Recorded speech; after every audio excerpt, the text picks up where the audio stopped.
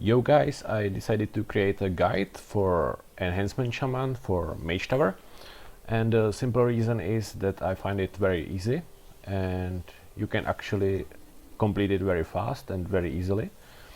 And the reason why I'm doing the guide is that I found a lot of guides on YouTube, but I've never found one that is using my basically macros.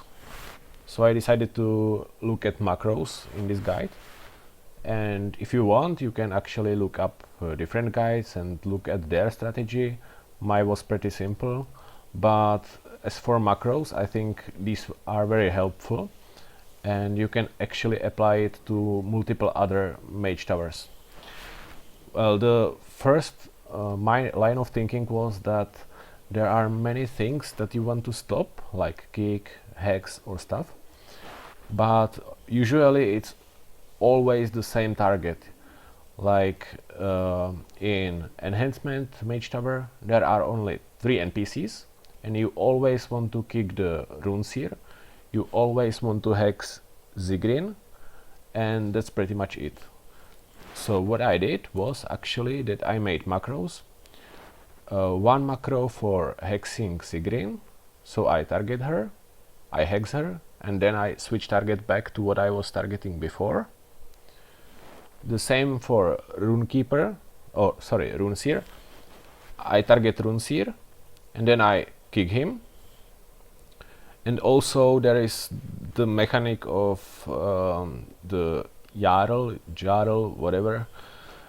He's actually speeding up a little, or no, sorry, he's not speeding up, but he's getting empowered, and you want to slow him. So I made a macro for casting Frost Shock on him. And I think it's very good in these hectic situations to have macros for this, because you always want to kick same target, so you don't want to switch target. So I replaced my regular kick with the kick on the runeseer. Then I replaced my regular hex with the hex on Sigryn, and it got actually very easier because I didn't have to do much in target switching, because target switching takes time and you don't want to like focus on 4 different mechanics and also target switch at the same time. It's getting out of hand pretty fast, and I think it's much easier with the macros. So that's for the macros. I think you should read the guide for what you do want to do, or you can watch my feature video, but I think that's pretty much it for me. The only other thing I wanted to say is that there are some pieces of gear you can abuse. Basically what I like to do is I like to have Pridas, because it has like split stat, create mastery, haste, basically everything in some balance. I play PvP, so my other trinket is pretty bad because it has too much versatility and not enough of other stat. So that's why I considered either Heart of Azeroth or Pridas, but Pridas has the advantage of being able to be enchanted with Mark of Hidden Satyr, which is my favorite enchant for mage towers in general, and also it has socket. You can easily buy it. Usually if you played during Legion you probably have some of the currency for legendaries. I forgot which is, yeah, it's Awakening Essence I think, so maybe you can check if you can buy it. And there are multiple legendaries. I picked the ones that I thought were good, like stat wise. So I picked the Pridas, and I picked the ring because it has haste and mastery. Haste is very good for this, and also it had socket, so I socketed this and this. Then I had my regular gear. Oh, I actually forgot to switch from my Resto Shaman gear. Well, whatever. But yeah, I actually completed it with a bit of wrong gear, doesn't matter. And I also bought a PvP trinket because it has haste and it's pretty good, I think. And this is the only like reasonable trinket I had, so it's like not good probably, but whatever. and I enchanted my weapons with Sinful and Celestial, and I had to use artifact weapons because I don't play Enhancement ever, so I didn't have any weapons for Enhancement. And that's also like you can actually complete it without knowing much about the class, because I don't know much about Enhancement and I still managed to complete it easily. Basically I know that you get some lightings and these make your nature cast, like Lightning Bolt, Chain Lightning and Healing Surge instant or faster, but I don't know how exactly that works. It's probably Storm Strike or Crashing Lightning, but whatever. One of these probably has chance to proc it, or... Well, I don't know much about doing DPS, but I finished it anyway. Oh, and also I made macro because there are 3 NPCs, and what I decided to do is I wanted to mark them, like Skull, Triangle, Diamond. And the reason is that when the one that follows me and I want to run from him, because at one point you have to run from one NPC, I wanted to exactly know which it is, so I marked it so I can see it much easier, because they look very similar, and if you are doing stuff around, you want to have them marked or something. At least I did want. So I actually made macro because I made multiple attempts, so I made macro that fastens it for me. So I actually focused Sigryn, I applied targets, like target Sigryn, and gave her some raid mark, and for every, like, it's pretty simple.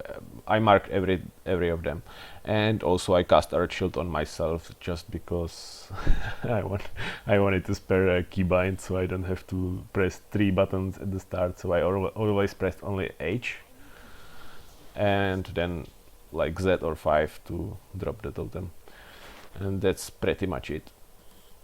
Alright, so thank you for attention. I hope it helped. I think it's very easy to do Mage Towers. No, actually not easy, but like it's much easier if you do the macros. Like with macros, I think it's much easier, because the switching targets is, at least for me, it's extremely painful. Okay.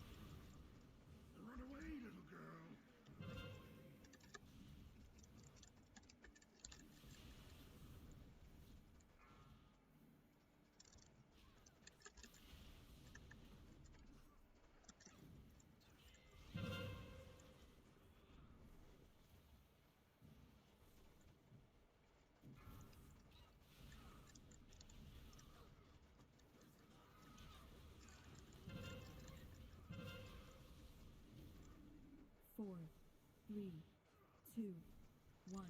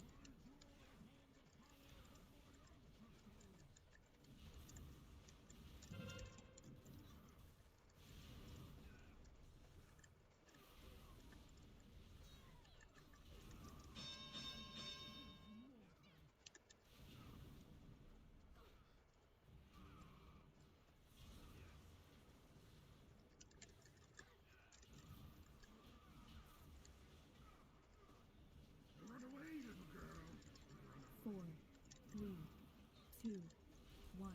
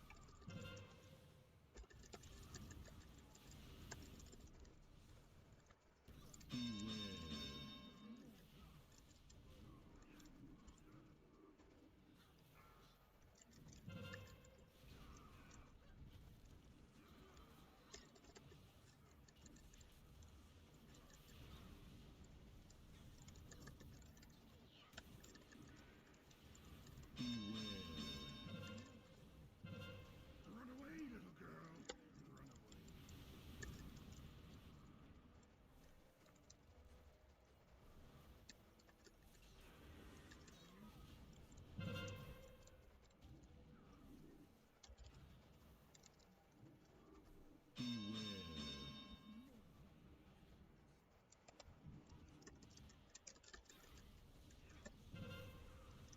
Four, three, two, Run one. away,